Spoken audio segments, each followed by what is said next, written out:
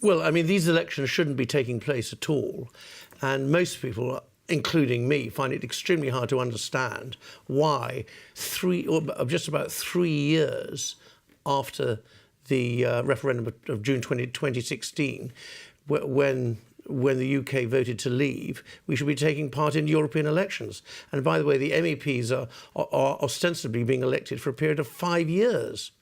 It's a complete nonsense. It shouldn't be taking place. And it's a total incompetence of the British government. And in particular, Mrs May, who ought to take full responsibility. You won't be standing again? No, I won't be standing again, partly because, mostly because I don't think these elections, for the reasons which I just suggested earlier. You stood with UKIP at the time, the historic success in the 2014 elections. Yes. You had 24 MEPs. Well, it was a bit more than that. It was the first time that any political party, except for Conservatives or Labour, had topped the poll in a national election in the UK since 1906. So it was a bit of a historic moment. But of course, the UKIP then was totally different from the UKIP now. You say the UKIP then was totally different from the UKIP now, but of course the UKIP then was what opened the doors to the UKIP now. Absolutely not. No, it's been hijacked by Mr Batten, who was elected unopposed, incidentally. There was no election, and he's let in some very undesirable and very loutish elements. And I never wanted to have anything to do with them, and I actually left and resigned from UKIP over a year ago. So obviously not voting UKIP. No. I should be voting for the Brexit Party, and I think it's important that the Brexit Party does well, so that the establishment parties are given a good, so the establishment parties are made aware that that referendums just can't just be ignored by long-time career politicians. How difficult has it been for you as the MEP for Gibraltar when Gibraltar voted 96% Remain? Well, of course, that was partly because the government of Gibraltar wasn't exactly neutral, but I think what I've tried to do is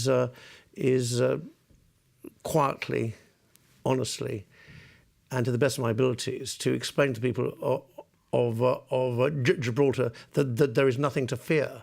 In fact, Gibraltar-Spanish relations are much better handled country to country, in the jargon, on a bilateral level, without the EU interfering. The EU has not been helpful to the people of Gibraltar at all. Before we move on, I know that you've written a book that you're about to publish, but before we move on, just one more question on the European parliamentary elections. Do you think that there will be an indicator of anything, of perhaps just even the Brexit mood? I think there'll be a big... Well, actually, depending on the result, they could be a big indicator.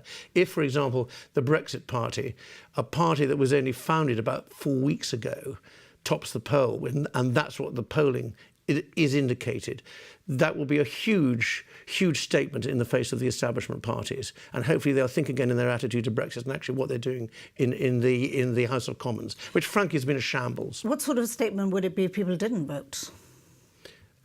Well, that would be highly understandable as well, because, as I've said, that these elections shouldn't really be taking place at all. But as they are taking place, I think it is important that people do vote. Talk to me about your book, because rather brave to write a book on Brexit when we don't know the final chapters. Well, I've actually written a book.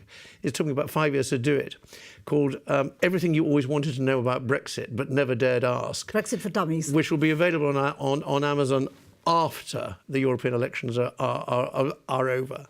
And but the last 4 words of the book are, "and the rest you know."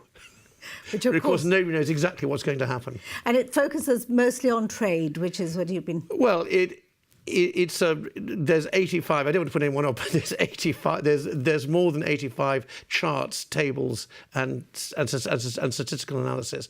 It's 40% of it is about trade, 60% of it not about trade, because my point is that the discussion about Brexit and the EU has always been long on emotion and short on facts. And my book is a tiny attempt to try and put that right from the vantage point of now 9.5 years in the European Parliament, with just a few more months to go, a couple of months to go, a few weeks to go. Weeks to go. William Dartmouth, thank you for joining us. And thank you very much. Thank you for inviting me.